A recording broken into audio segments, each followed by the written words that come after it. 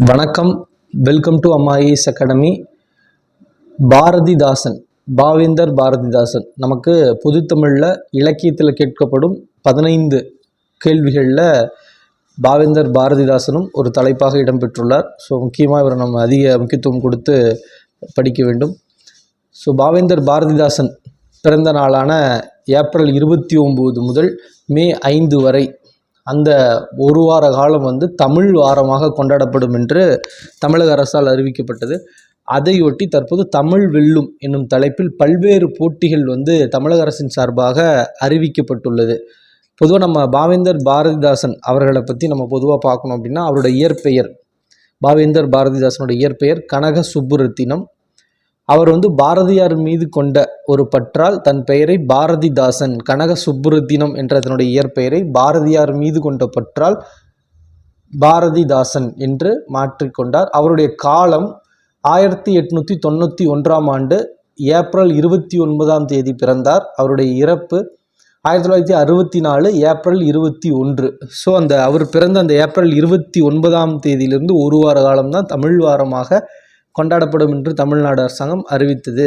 இவருடைய பெற்றோர் பார்க்கும்போது கனகசபை லக்குமி அம்மாள். இவர் புதுச்சேரி புதுச்சேரியை சார்ந்தவர். இவருடைய சிறப்பு பெயர்கள் பாவேந்தர் என்றும் புரட்சி கவிஞர் என்றும் அழைக்கப்படுகின்றார். இவர் மீது இவர் பாரதியாரை பின்தொடர்ந்தார். இவரை சில புலவர்கள் பின்தொடர்ந்தார் எனவே இவருடைய பாரதிதாசன் பரம்பரை என்ற ஒரு கவிஞர் பரம்பரையே இவருடைய காலத்தில் ஏற்படுது. முடியரசன், இந்த மாதிரி சில புலவர்கள் சுரதா, இந்த மாதிரி சில புலவர்கள் பாரதிதாசன் பரம்பரை புலவர்கள் என்று அழைக்கப்பட்டார்கள்.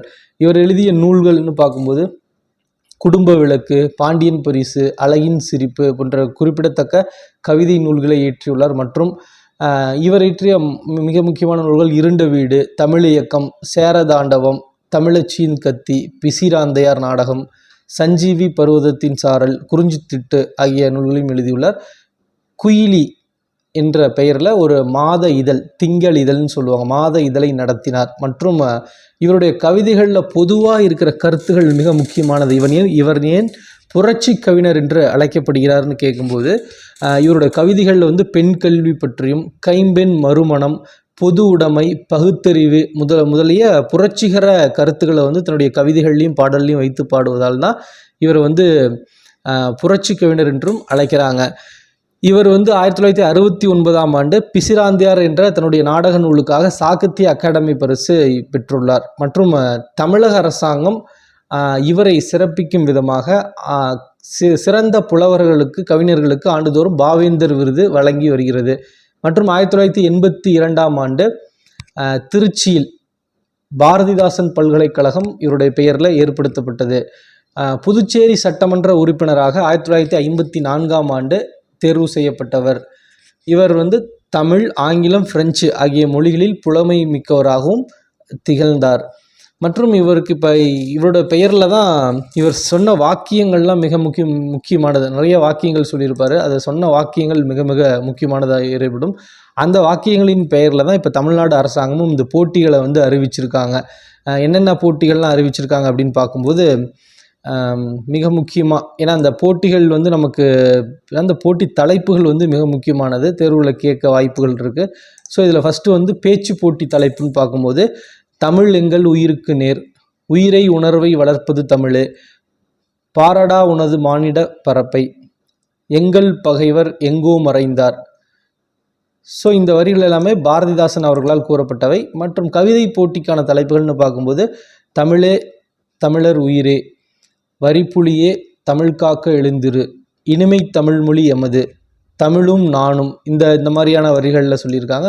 அடுத்து கட்டுரை போட்டிக்கான தலைப்புகளாக தமிழ் வெல்லும் அப்படிங்கிற தலைப்பின் கீழ் இந்த போட்டிகள்லாம் நடத்தப்படுகிறது. அந்த வகையில் தான் பார்த்திங்கன்னா பேச்சு போட்டி, கவிதை போட்டி, கட்டுரை போட்டிகள். கட்டுரை போட்டிக்கான தலைப்புகள் புதியதோர் உலகு செய்வோம், துறைதோறும் தொண்டு செய்வாய், அறிவை விரிவு செய், மாபெரும் தமிழ் கனவு, இந்த மாதிரியான எல்லாம் எழுதியிருக்காங்க.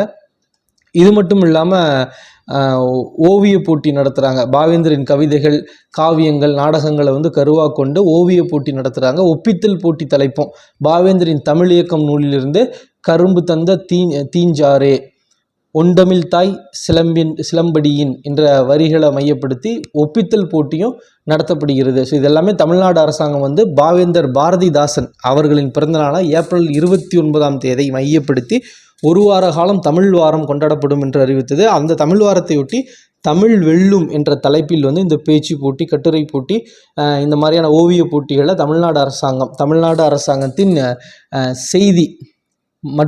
செய்தி மக்கள் தொடர்பு துறையின் கீழே இருக்கிற ஊடக மையம் வாயிலாக தமிழ் வெல்லும் இந்த தலைப்பின் கீழே பல்வேறு போட்டிகள் நடத்தப்பட்டு வருகிறது. மற்றும் பாவேந்தர் பாரதிதாசன் அவர்கள் வந்து சொன்ன மிக முக்கியமான சில வரிகளை நம்ம பார்க்கலாம்.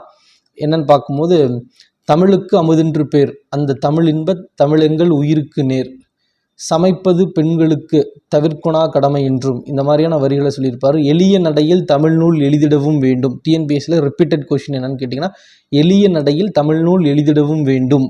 இலக்கண நூல் புதிதாக இற்றவும் வேண்டும். வெளியுலகில் சிந்தனையில் புதிதாக விளைந்துள்ள எவற்றினுக்கும் பெயர்களெல்லாம் கண்டு தெளிவுறுத்தும் படங்களோடு சுவடியெல்லாம் செய்து செந்தமிழை செழுந்தமிழாய் செய்வதும் வேண்டும். இந்த வரிகள் எல்லாம் பாவேந்தர் சொல்லியது. செந்தமிழை செழுந்தமிழாக காண விரும்பியவர் யார்? இந்த மாதிரி கேள்வி கேட்டிருக்காங்க. பாரதிதாசன் அப்படின்னு சொல்லுவாங்க. இந்த மாதிரி முக்கியமான பல வரிகளை தமிழ்நாட்டு மக்கள் அறியாமையில் தூங்கி கிடக்கிறார்கள் அப்படின்னு வரிகளை சொல்லியிருப்பாங்க. உலகம் உண்ண உன் உடுத்த உடுப்பாய் அப்படிங்கிற வரிகளை சொல்லியிருப்பாங்க. இந்த மாதிரி பல முக்கியமான இருட்டறையில் உள்ளதடா உலகம், புதியதோர் உலகு செய்வோம், காரிருள் அகத்தில் நல்ல கதிரொளி நீதான், இந்த மாதிரி மிக முக்கியமான அழகின் சிரிப்பு அந்த நூலும் எழுதியிருப்பாங்க. அது நமக்கு பாடங்களில் மிக முக்கியமாக கேட்கப்பட்டது. பாரதிதாசன் பரம்பரை கவிஞர்களில் வந்து மூத்தவர் யாருன்னு கேட்கும்போது முடியரசன் அவர்களை சொல்லுவாங்க. தந்தை பெரியார் அவர்களின் பகுத்தறிவு சிந்தனையை கவிதை வடிவில் தந்தவர் பாரதிதாசன். மிக முக்கியமான ஒரு கேள்வியாக இடம்பெறும். இணையில்லை முப்பாலுக்கு இந்நிலத்தே, திருக்குறளை வந்து இணையில்லை முப்பாலுக்கு இந்நிலத்தே என்று சொன்னவரும் அவர் தான். பெண்ணடிமை தீரும் வரை மண்ணடிமை தீருமோ என இடிமுழக்கம் செய்தவர் யாரு அப்படின்னு சொல்லிட்டு இவரும் இந்த வரிகளை சொல்லியிருப்பாங்க. பெண் எனில் பேதை என்ற எண்ணம் இந்நாட்டில் இருக்கும் வரைக்கும் உருப்புடல் என்பது சரிப்படாது என்ற வரிகளையும் சொல்லியிருப்பாங்க. இந்த மாதிரி முக்கியமான வரிகளை தொண்டு செய்த பழுத்த பழம் என்று பெரியாரை பாரதிதாசன் சொல்லியிருப்பார். இது மிக மிக முக்கியமானது.